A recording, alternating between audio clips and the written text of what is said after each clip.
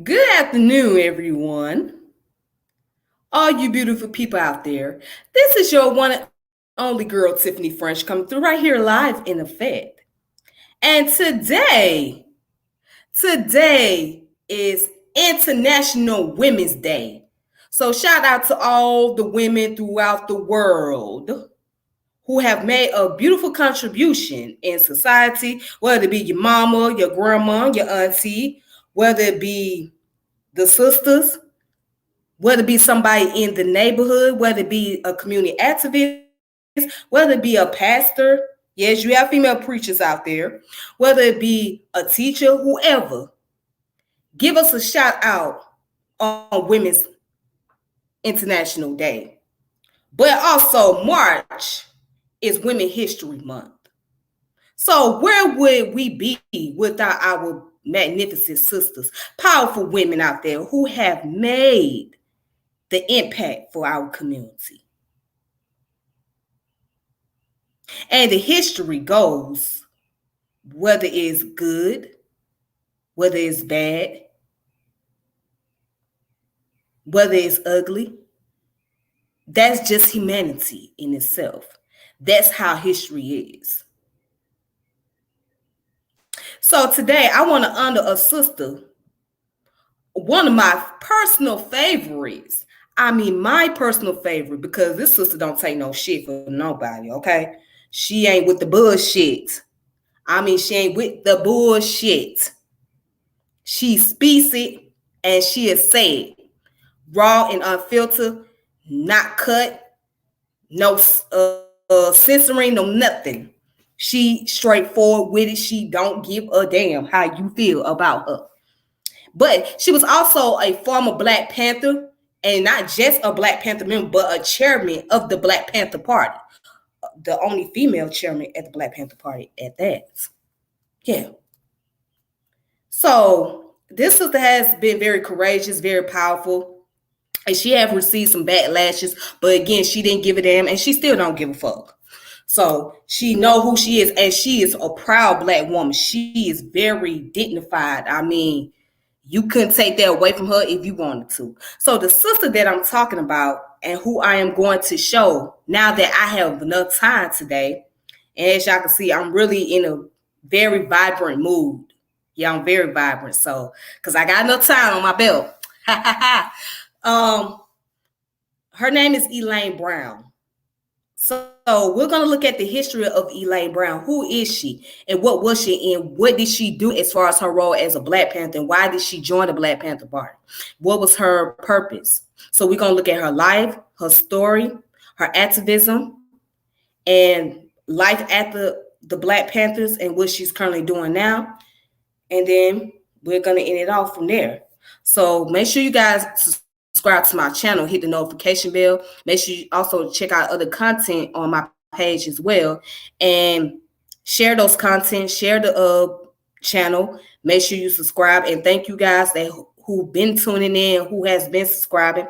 I see that the subscription is going up, so that's really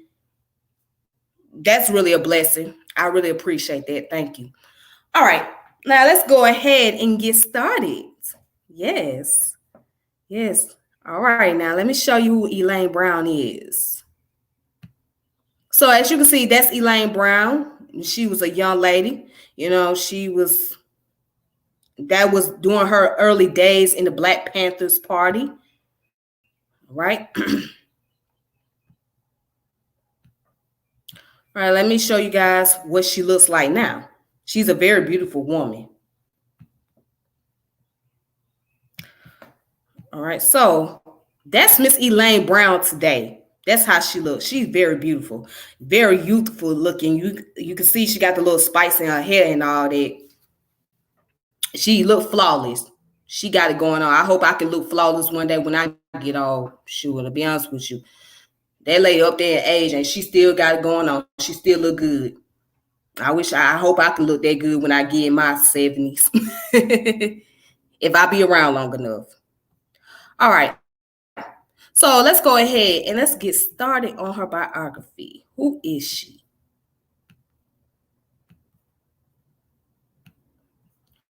All right, so yes, I'm going to a lot of people's favorite go-to website. This is WikiOne, which is like another version of Wikipedia. So a lot of people like to go here, and I'm going on the website so you guys can be able to know where to find the information and look at the references at the bottom. And I also got other sources available as well. So, all right.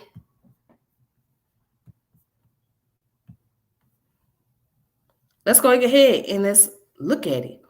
Who was Elaine Brown? So Elaine Brown was born on March the 2nd, 1943. She is an American prison activist, writer, singer, and former Black Panther Party chairman who is based in Oakland, California. Brown briefly ran for the Green Party presidential nomination in 2008. She withdrew from the party, however, she did not believe it represented acceptable change for the future. All right.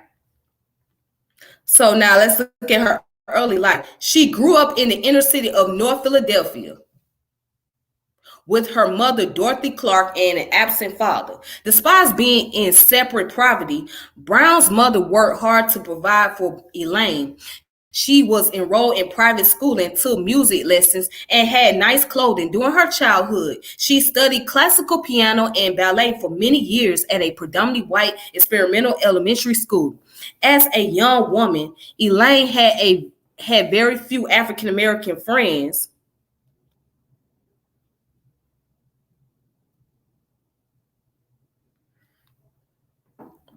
And spent most of her time with white people. After graduating from Philadelphia High School for Girls, a public preparatory school for gifted young women, she studied at Temple University for less than a semester. She withdrew from Temple because of her desire to work in the music industry. Brown moved to Los Angeles, California to become a professional songwriter.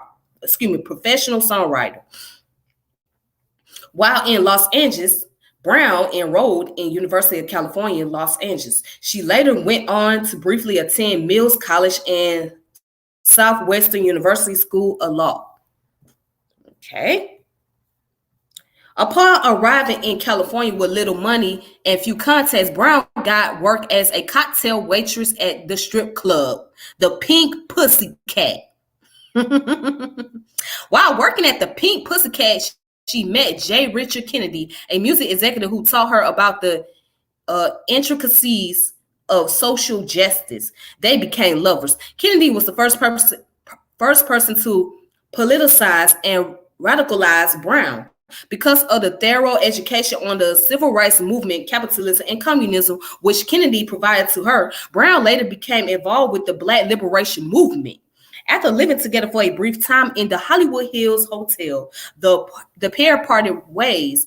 After this pivotal relationship, Brown's involvement in politics grew, and she began working for the radical newspaper Harambe. You know Harambe? Harambe. Yeah. But anyways, let me get back to the point. All right. So soon after, Brown became the first representative of the Black Student Alliance to the Black Congress in California. In April of 1968, after the assassination of Martin Luther King Jr., she attended her first meeting of the Los Angeles chapter of the Black Panther Party. All right, so let's recap.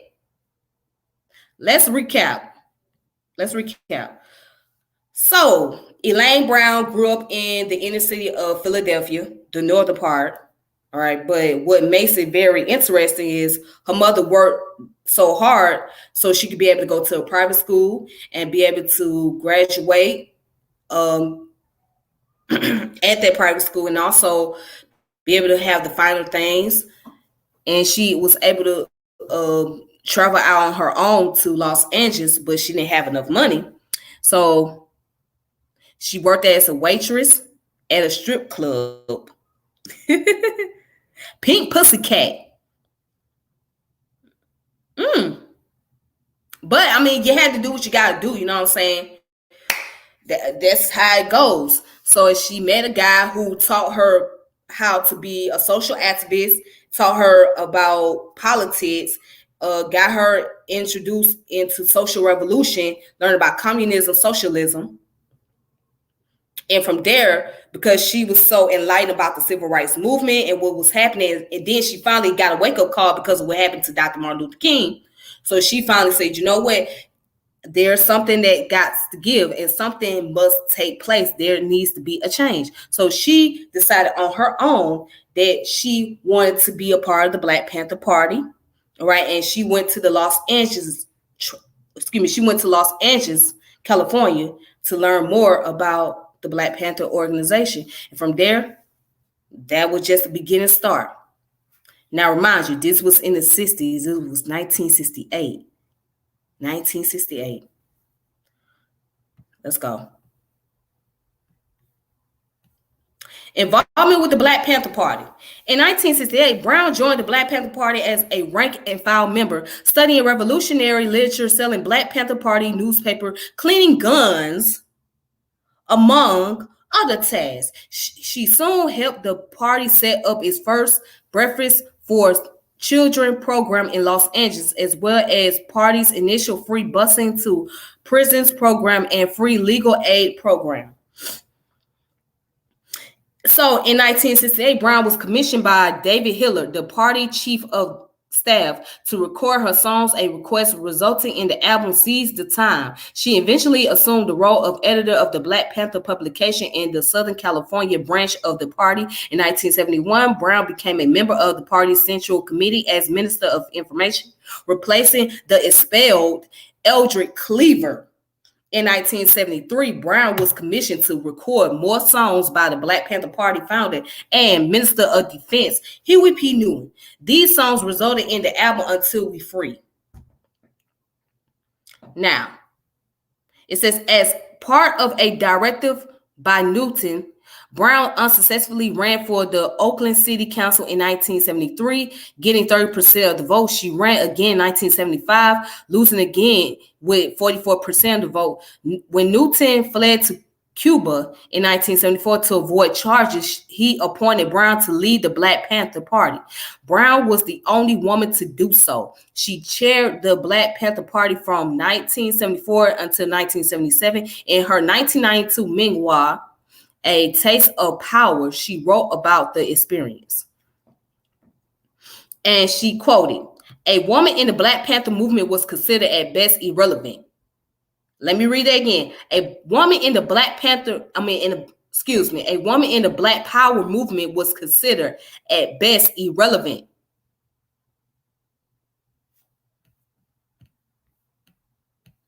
A woman at the Black Power movement considered best irrelevant.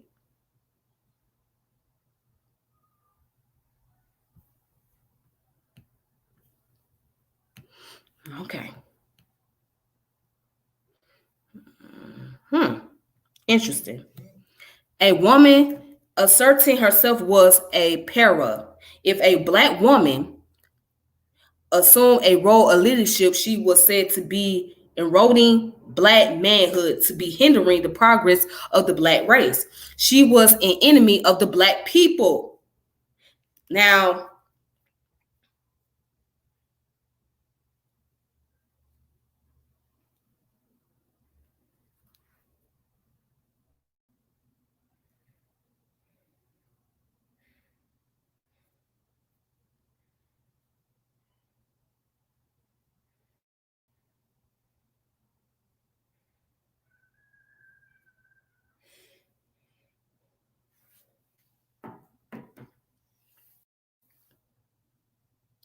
I just had to think about that for a moment. So this whole paragraph right here, she was an enemy of the Black people. But that was the mindset, the attitude of many of those who were chauvinists. They felt like if she took on a leadership role, she becomes the enemy of the Black people. And you still have those men who have that chauvinist mindset that don't want Black women in particular. I gotta be honest. They don't want women taking the role of leadership. in the organization. You have those men that's that way because they feel like it's an insult to their manhood. And it's not really an insult on the manhood. It's more so about organizational skills. It's more so about giving people opportunity. But this is the mentality that some men carry that, oh, if I let a woman lead, then I'm not a man. So they have this attitude that a man's supposed to do everything, supposed to just be ahead of everything. And it's not always the case. I mean, there's some things that men are ahead of and have leadership role in, but everything doesn't require just male leadership. You know what I'm saying? It requires both parties, both sex, both male and females working together. And there's going to be time when the male is not present that female is going to have to step up and take over the leadership role. You know, so, but that's just how they thought back then. And this is the Black Panther movement, right? This is the Black Power movement. That's how they felt. They felt like women should not take no leadership role. They should sit their asses on down and take care of the babies and cook and clean and give us good sex and all of that. That's how they felt. But let's continue on. Let's continue. All right. I knew I would have to muster something mighty to manage the Black Panther Party. She dealt with regular sexism because the men were angered by the thought of taking orders from a woman. But it's funny. You get angry about taking orders from a woman, but you took orders from your mama. Your mama is a woman, or your grandma. Your grandma gave you orders. Your mama gave you orders. That's just something to think about right there, right? Just saying, stating the facts.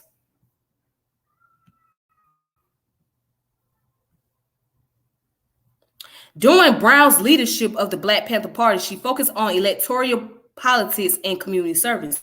In 1977, she managed Lionel Wilson Victoria's campaign to become Oakland's first Black mayor. Also, Brown founded the Panthers Liberation School, which was recognized by the state of California as a model school. Let me read that part again. Also, Brown founded the Panthers Liberation School, which was recognized by the state of California as a model school.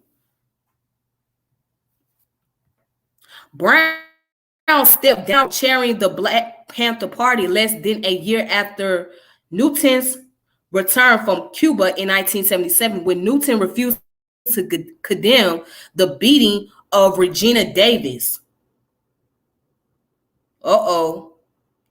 Brown stepped down from chairing the Black Panther Party less than a year after Newton's return from Cuba in 1977, when Newton refused to condemn the beating of Regina Davis, an administrator of the Panther Liberation School. Other male members of the party beat her and broke her jaw because she reprimanded a co-worker when he did not do an assignment. Newton opted for solidarity with the men. This incident was the point at which Brown could no longer tolerate the sexism and patriarchy of the Black Panther Party. She left Oakland with her daughter Erica and moved to Los Angeles. Brown recorded 2 albums, Seize the Time and Until We're Free, with Motown record.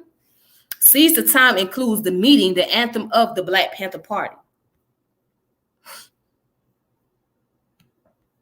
See, this is the part that many people don't want to talk about.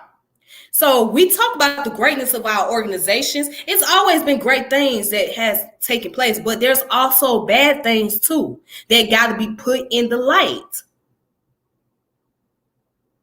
Every organization has somebody or a group of people that's doing some corrupted shit, that's violating someone, or not just one person, but multiple individuals getting violated, which is why people don't want to join organization. Their intentions are good. Their focus is to do work for the community. But if they're constantly being mistreated because of the sexism and other factors, then why should they join? Why should they continue? Why should they be bothered? They just might as well go ahead and separate themselves and do their own thing.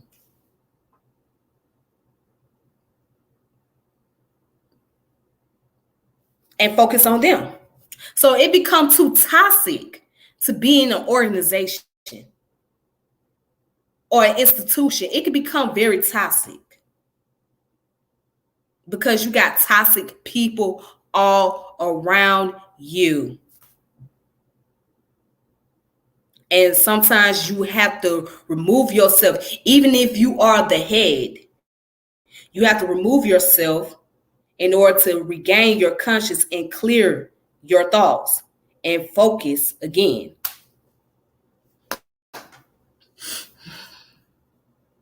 Yep. All right, so later activism. After leaving the Black Panther Party in order to raise her daughter Erica, Brown worked on her memoir, A Taste of Power. She eventually returned to the struggle for Black liberation, especially espousing the need for radical prison reform. From 1980 to 1983, she attended Southwestern University School of Law in Los Angeles. From 1990 to 1996, she lived in France.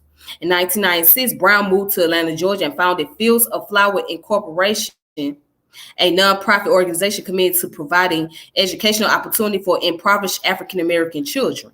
In 1998, she co-founded the grassroots group Mothers Advocating Juvenile Justice to advocate for children being prosecuted as adults in the state of Georgia. Around the same time, she continued her advocacy for incarcerated youth by funding and leading the Michael Lewis Legal Defense Committee. Michael Lewis, also known as Little B, was sentenced to life in prison at the age of 14 for a murder that Brown believes he did not commit. Brown would eventually write a non-fictional novel, The Condemnation of Little B, which analyzes the persecution of Lewis as part of the greater problem of the increased imprisonment of Black youth. So again, even after leaving the Black Panther Party, her work didn't just stop there. She still continued, and her primary focus was on the prison reforms and focus on the disadvantaged youth and the impoverished community. She kept her focus.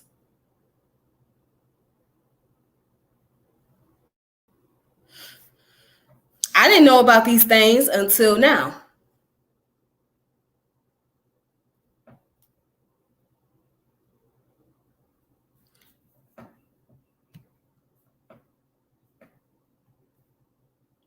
Oh boy.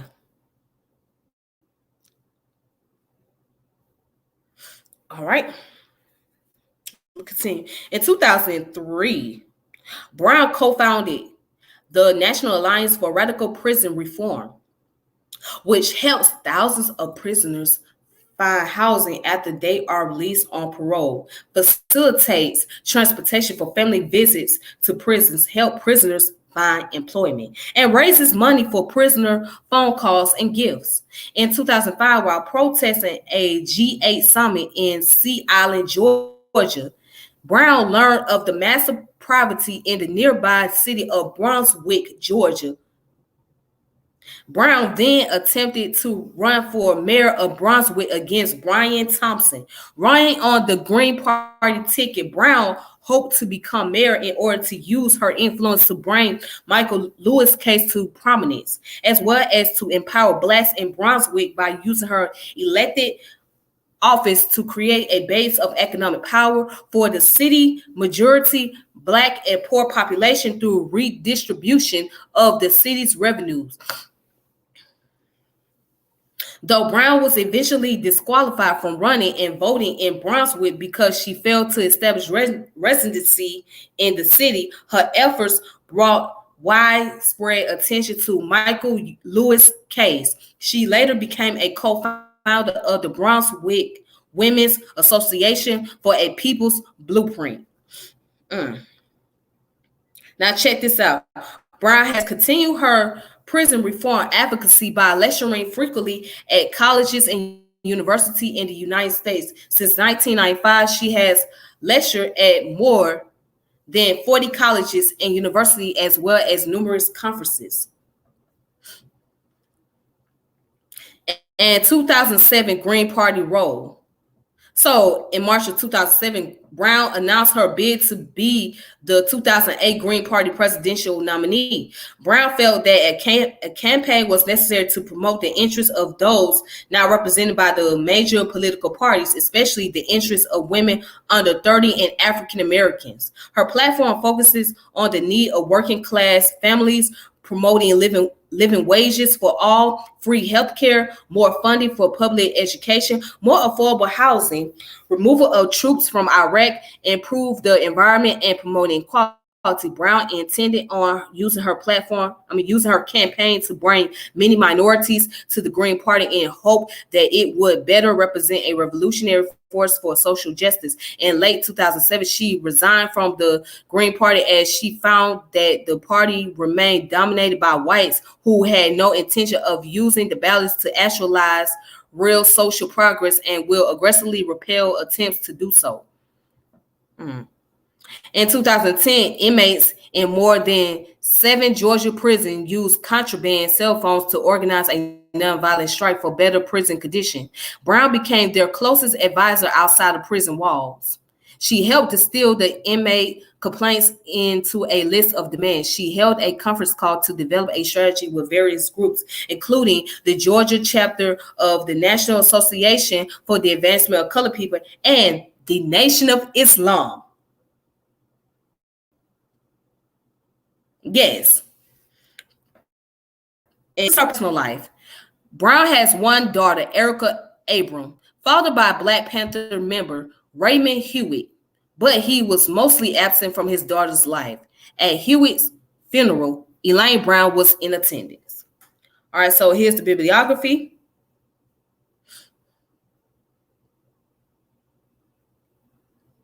And here's the reference at the bottom. And that's the external links. So real quick, who was Raymond Huey? So now let's look at this. And it's interesting that he passed away on her birthday.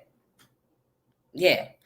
So Raymond Huey, Masai, was an American civil rights activist who was one of the leading members of the Black Panther Party. Okay.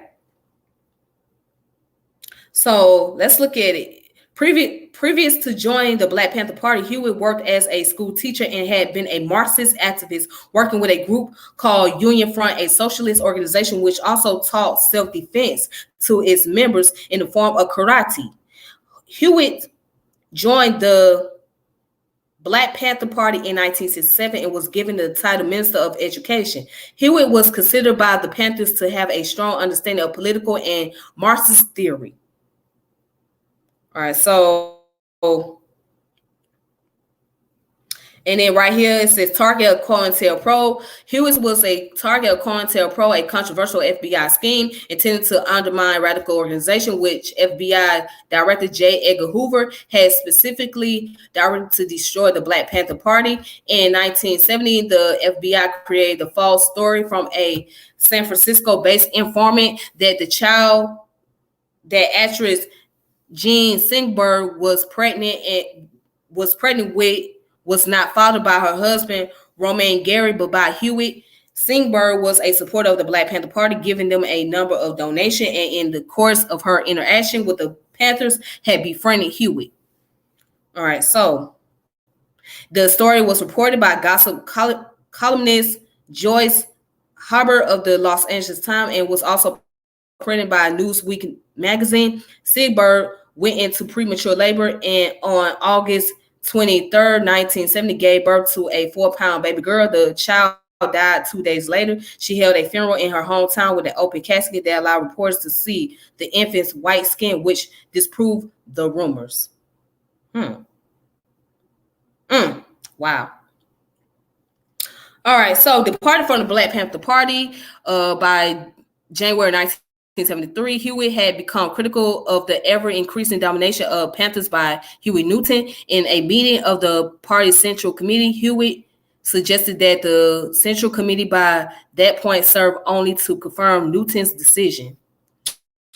In a Central Committee meeting I did not attend, Massey brazenly stated, like the boy who announced the emperor was nude, that the party operated on the basis of Huey's will. The Central Committee had become no more than a rubber stamp for it. The party had to address that weakness to allow for a true consensus of will, at least the will of the Central Committee under the principles of democratic centralism. Huey had reduced the governing body of the party to little more than glorified members of the rank and file, Massey added. He concluded, claiming that he was not in truth, therefore, a member of the Central Committee, as were none of the rest. And that was quoted by Elaine Brown. In return, Newton stripped Huey of his role as Minister of Education within weeks. Hewitt had left the party. Hewitt remained an activist for the rest of his life. He worked with the Southern Christian Leadership Conference, Southern Africa Resource Center, the International Human Rights Coalition of Los Angeles, and the Philippine Support Committee. All right. So it says, Hewitt fathered one daughter with fellow Black Panther leader Elaine Brown. Hewitt was married to activist Esther Serrano, with whom he had 3 children, or 3 sons. All right, so as you can see right here, now it goes by the ranks, like who all was Black Panthers and what leadership role they had, etc. So right here it says Black Panther, founders Huey P. Newton, Bobby Seale. Okay. Yeah, Huey P. Newton, Bobby Seale, Elaine Brown, Eldred Cleaver, Kathleen Cleaver, Donald Cox, Fred Hampton, and David Hillard. Okay, that's under leadership. Then you got the West Coast base, right, which is Richard Aoki, Charles Barron, William Lee Britt, Bunchy Carter,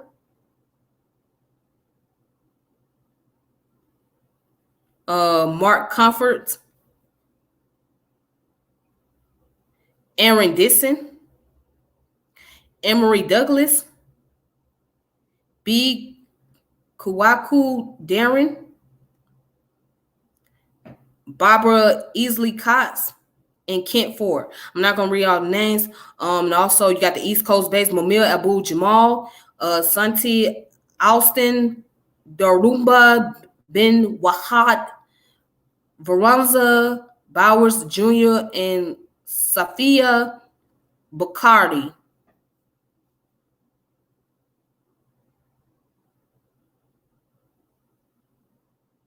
All right. So,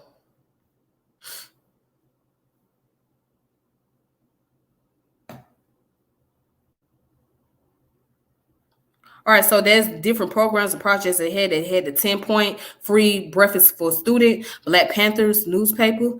All right, so the list goes on and on and on. So they got the books, Soul on Ice, which I have, Seize the Time, Revolutionary Suicide, which was written by Huey P. Newton, A Taste of Power, Black Against Empire,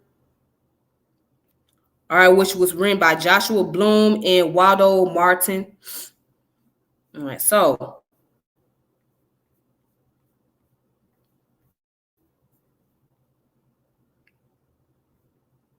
yeah, that's all the information on Raymond Hewitt. All right. So that's the biography and story of Elaine Brown. So I want to also present some more information which comes from her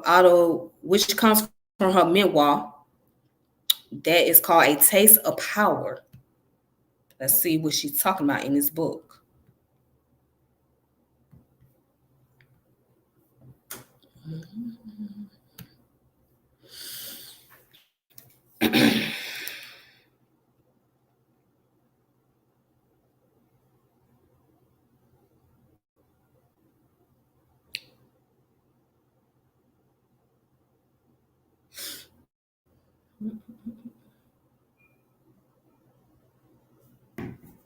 All right, so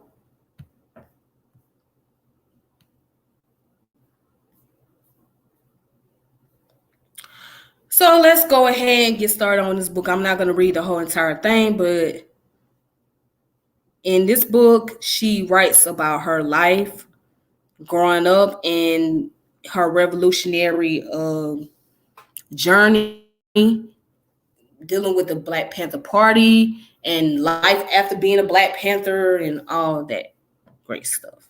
So let's go ahead. Let's look into this.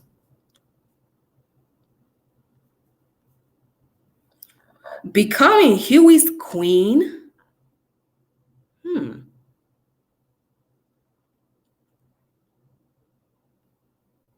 Friends and enemies. Enemies and friends.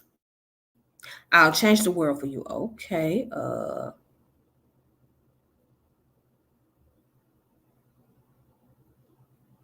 right, let's look at We Are the Girls Who Don't Take No Stuff. Let's look at that. Let's see what she's talking about here. We are the girls that don't take no stuff. Mm-mm.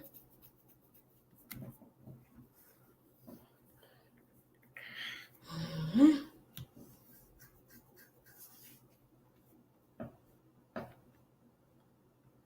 All right, so basically she was giving accounts on her life growing up in the projects in Philadelphia. So right here, I'm going to read the first 5 paragraphs. It says, at first, it seemed a small miracle had occurred when my mother decided to move from York Street out of the house that was my grandmother's, where we had lived for as long as I could remember. We were moving into a place of our own, a one-bedroom apartment in James Weldon Johnson Housing Project, a brick-like, a brass-like public housing complex in another part of North Philadelphia at 25th and North Streets. It was close enough for me to remain tied to Barbara and Nita, but not far enough from York Street. To my mother, the important thing about our apartment in the projects was that it had concrete floors and metal doors. They would restrain the entry of rats, roaches, and niggers, she told me. Harm was locked out as we were locked inside, alone together. We seemed also to be locked in even poorer days than on York Street. We often ate whole cakes or cereal for dinner, except on my mother's paydays when we would eat out mostly at the Horn and Hardet Automat. In between paydays, we were often hungry behind our steel doors and concrete walls. That sounds like a prison cell to me. Hell. The government relief program for the poor was beneath my mother's dignity. She did not believe in asking anybody for anything, telling me it was better to steal or starve than beg. We did not need anyone at all, including our new neighbors, she said, confronting us as one against the world. On my 13th birthday, however, my mother opened the doors to our project's haven so that I could have a party. All my friends from York Street were invited. My mother brought me the outfit I demanded, a charcoal gray felt skirt with a pink puddle embroidered on it, a pink blouse, a gray cinch belt, gray suede bucks, and pink knee socks. So that's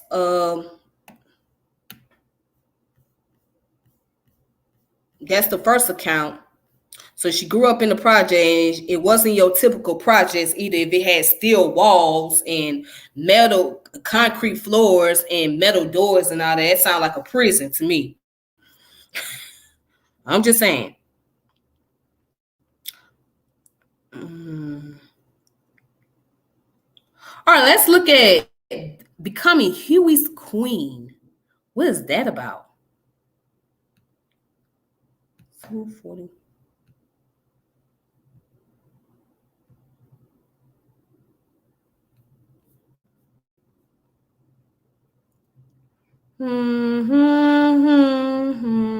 All right, becoming Huey's queen. Do you know who that was? I shouted at my interrogators locked with them in a small room somewhere in the New York airport. That was Huey P. Newton, the Minister of Defense of the Black Panther Party. They were unimpressed. They took off their ill-fitted jackets to show their hostiler guns. I was unimpressed. They wanted to know if I realized that U.S. passport prohibited travel to Russia and North Korea, Cuba too. I added, noting that I could read. They wanted to know if I realized that the United States was at war with North Vietnam, and thus if I had gone there, I would be charged with treason. I wanted to know if that applied to the several hundred thousand U.S. troops on the border. They wanted to know if I had been to Algiers with the escaped criminal Eldred Cleaver. I laughed in response, thinking that having been there was not the question, having survived was. During the rest of the 2 hours, I laughed a lot, mostly thinking about Huey Newton. And a funny thing, my old girlfriend, Desiree Fonte, used to say whenever she met a fellow she thought she was exceptionally fine. Girl, Desiree would say, take me away now because I've seen all that I came for. When I left the airport interrogation room, a few party members were waiting for me. I walked with them in a daze. A car appeared and took me to a hotel suite where Huey was waiting. Lots of people were inside, clinking cocktail glasses and chattering. Jane Fonda was the most prominent face I saw when I entered. She had paid for all of it. I recall having been told in the car they were there to celebrate Huey's signing of a publishing contract for his first book. As I stood in the doorway, I concentrated on the people in the room. Blacks and white, Panthers and progressive, lawyers and writers. They looked gaudy and somewhat decadent to me. I was suffering from culture shock, having become accustomed to the ways of people in the socialist Asian countries I had just visited. People who wore plain clothes and lived simple lives. Huey emerged from the crowd and rushed over to me. Will you stay here with me tonight? He whispered in a strong embrace. I nodded. In a short time, Huey dismissed everyone from the suite. Only the Panther bodyguards remained on guard in the sitting room. At first, I felt ashamed to be naked in front of him. Oh. Whoa. Wait a minute. Whoa.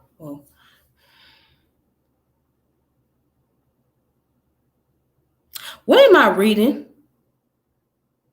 What am I reading? Oh, let me continue. Wow. I'm shocked by what I'm reading. Okay. At first, I felt ashamed to be naked in front of him. It was something deeper than the skin disease I had contracted in Korea, which I had left my body marred with discolored splotches. I felt unworthy somehow, not an unfamiliar feeling. I realized as I showered behind a closed door, I walked out the bathroom like a virgin wrapped in a towel.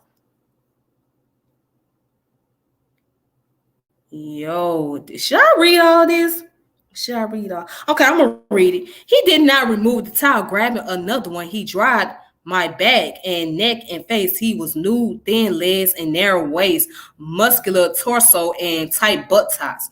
He took my hand as though he thought I might break and led me to the bed. He whisked back the covers and bowed uh, charitably, assisting me into the crispiness of hotel sheets. We lay in the dark next to each other, neither speaking nor touching. I know you're exhausted, he whispered eventually. I just wanted to be near you after dreaming about you for so long. May I hold you? Woo! As I snuggled into the strength of his arm, I asked him how he had heard my songs. David's cassette. I laughed when he told me. He began to rock me back and forth so gently that tears fell from my eyes. He brushed them away with the tenderness of his kisses. When he spoke again, his Louisiana accent, sweet and soft, it was very studied, and he talked to me about loneliness. Oh, okay. When I was more alone than I thought a human being ever could be, my insides screaming out, begging to know why. Why was I alive? Why couldn't I die? It was back in 64 before the party. I was in the Alameda County Jail in the part they call the Soul Breaker, which you've probably heard about. All right, so I'm going to read this last part. It was an understatement. The Soul Breaker was as known in around Oakland as his having been there was. It consisted of a series of special jail cells constructed to do exactly what its name implied. No inmate had lasted in there more than 48 hours. The most angry and rebellious, the most sturdy resistors for whom the cells had been designed were usually released in a day, having been reduced to screaming morons. Oh.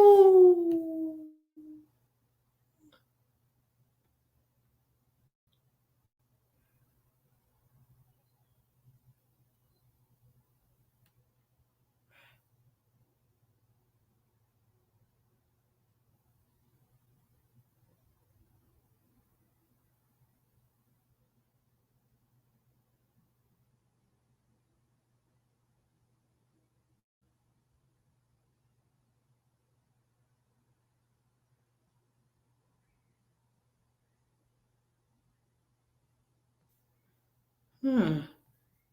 Oh. Oh Jesus. Okay.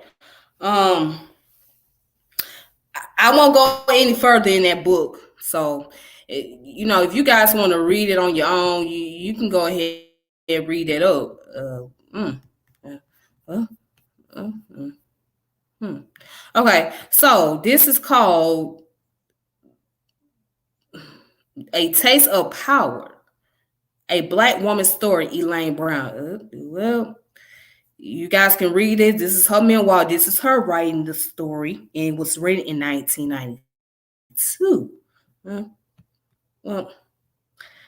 Well, I guess that kind of explains why um, Huey allowed her to take over as chairman.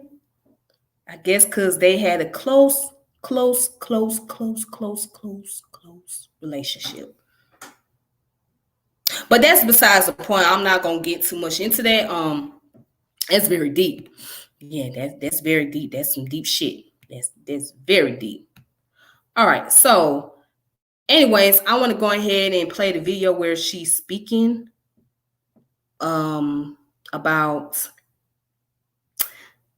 the Black Panther Party and the her life as an activist and just yeah, she's just a keynote speaker at right here it says she did her keynote speaking at the 7th annual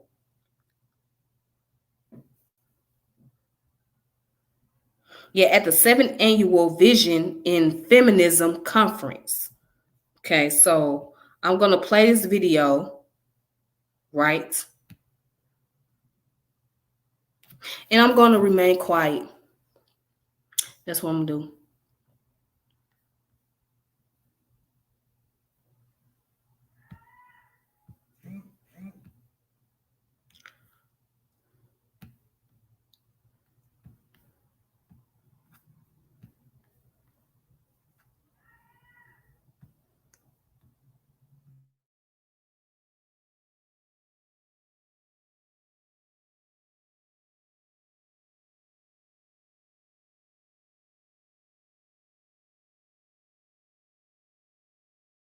A lot of people ask me how I became the chairman of the Black Panther Party. And by the way, I was never the chairperson, the chair, or the chairwoman. I was always called the chairman of the Black Panther Party because that was the post I took over. And so that post was called chairman. So I was called chairman because we weren't that worried about, being called chairman versus chairwoman versus whatever it was at that moment.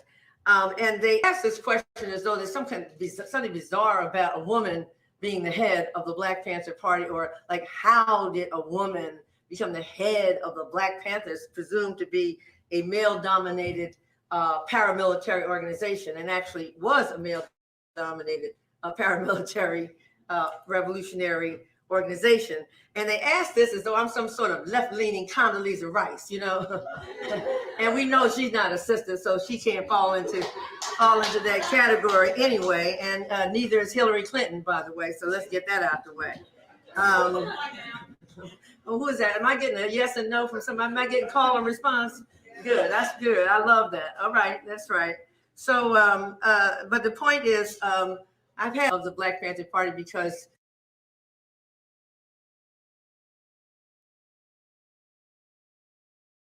a lot of people ask me how I became the chairman of the Black Panther Party. And by the way, I was never the chairperson, the chair, or the chairwoman. I was always called the chairman of the Black Panther Party because that was the post I took over. And so that post was called chairman. So I was called chairman because we weren't that worried about, being called chairman versus chairwoman versus whatever it was at that moment.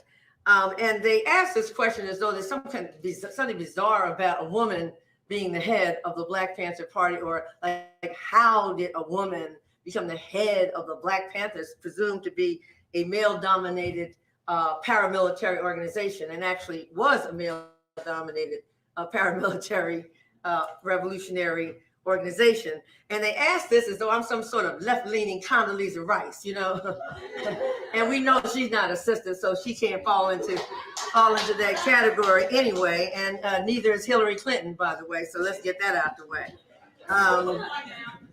Who is that? Am I getting a yes and no from somebody? Am I getting call and response? Good. That's good. I love that. All right. That's right.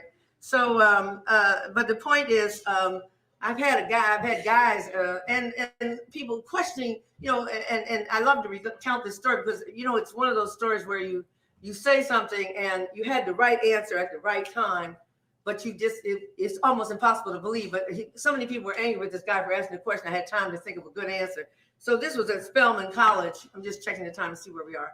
This was at Spelman College some time ago. And the guy said, well, I heard that you slept with Eldridge Cleaver, and you slept with Bunchy Carter, and you slept with Huey Newton, and that's how you became the head of the Black Panther Party. And so people, all his sisters of Spelman, there was like 400 women in the room. This is a bad place. This was like my crowd, okay? Like, how dumb can he be? And people were like, I had to stop the mob from lynching him. It's like, please don't kill him, And so he said, well, what do you say? I said, well, the first thing I say is it's a lie. I never slept with Bunchy Carter.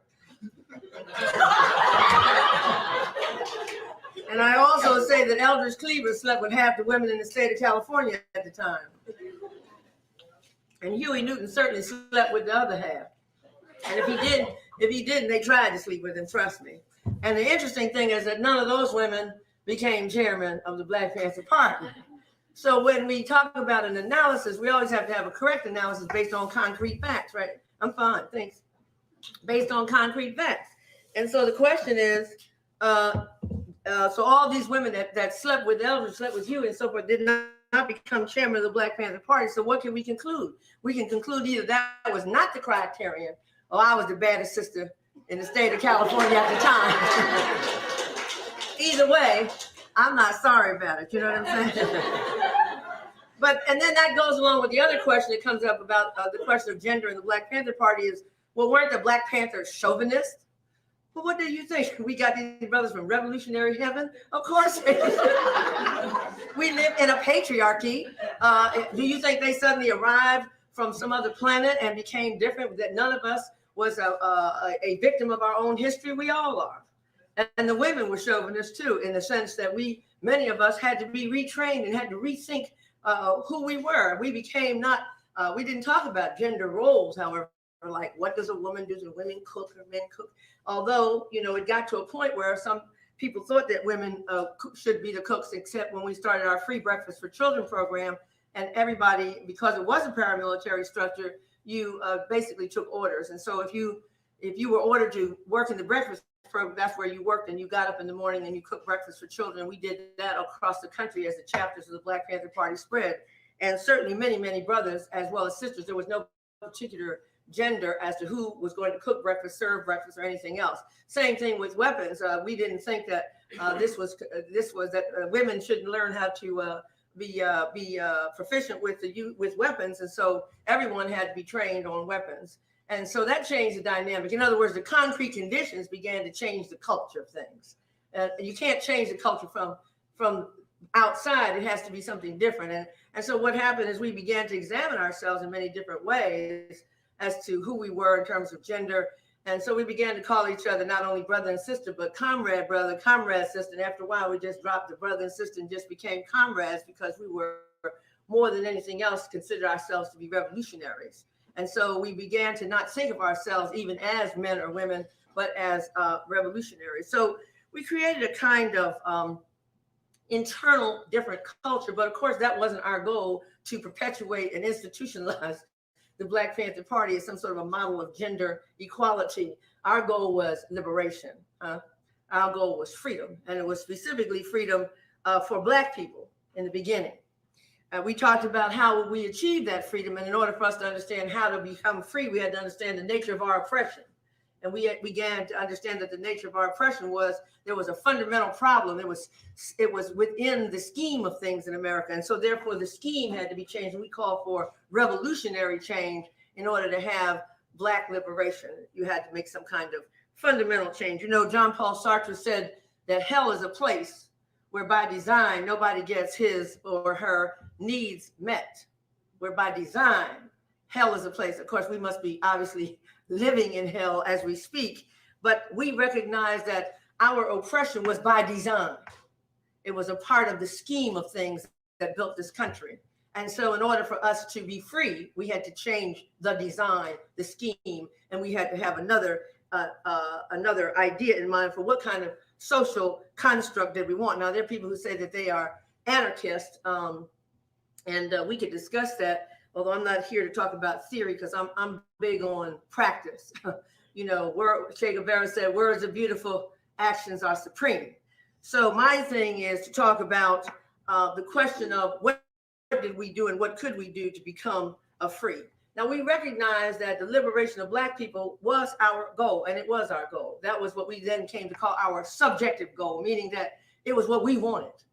We didn't care about too much else at that moment. We wanted to be free, and we knew we were not free. And we expressed that in our 10-point platform and program. We talked, the first point starts out by saying we want freedom. So the first thing about that was we had to recognize that we were not free in 1966, we Black people. But we also recognize that as a matter of principle and as a matter of practice and practicality, we could not achieve our freedom through any type of fundamental change without recognizing some other issues. One, that there were other oppressed people in America. So how could we talk about the freedom of Black people in the context of the oppression of, say, the Native Americans, okay? How could we talk about we were free, but just let the Native Americans, it's the way today there's this whole Mexican Black thing that people are trying to whip up all over, especially in places like California or Georgia, where I live.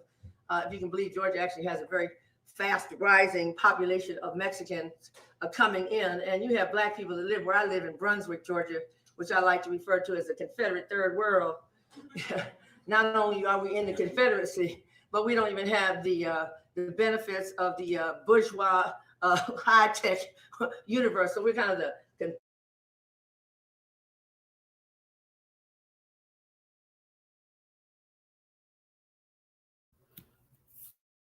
That was Elaine Brown, and that was the lecture that she did. You notice that she said a lot of interesting things. I told you the woman is a straight shooter, so she don't have a filter. She doesn't have a care. She a straight shooter. Yep. But you guys, that's all I have for today as far as the video. And as far as this topic is concerned, Elaine Brown and many others, a powerful, a bunch of powerful women out there that was not going to take any nonsense. And she happened to be one. So there are a bunch of sisters out there that's like that. Um, and plus, the activism is necessary, and that's always been something that Black women took pride in our community. We always really took pride in trying to do activism work or doing some type of community work because it was a way to like not just a healing process, but by nature, women are very nurturing. So by us being very nurturing, we're gonna naturally get involved in doing things that's going to help people and that's going to uplift humanity and the community and society. That's what we do because we're not only helping those to, we're not only healing those, but we're also healing ourselves too. And it's just something that we do to keep ourselves motivated. So, but other than that, I appreciate you guys watching and tuning in for those of you that have been watching. Make sure you also share the channel, which is Tiffany French YouTube channel. Make sure you share the video. Make sure you also check out the contents and also check out Team Osiris. Shout out to those brothers. The Team Osiris channel is Team Osiris Matrix. No, I'm sorry. It's Team Osiris Reloaded. I'm sorry. That's the main channel. So there's 50 other thousand channels they have out there. I'm just exaggerating, but no, it's like two other channels. But the main one is called Team Osiris Reloaded. All right. But you can also check out other old contents they have, which is still relevant to this day, still very powerful, still good contents. Make sure you also support brother Consul Sheshmuamon. He doing his thing with the metaphysics and economics, financial literacy, and whatnot. So, and speaking of that, also check out Miss JB Bryan. She talks a lot. She deals with Afroeconomics. So this woman gets into the economic field. I mean, this woman is very powerful and phenomenal. So I would recommend you guys check out JB Bryant, or excuse me, JB Bryant, Afroeconomics. Look it up. AFROECONOMICS.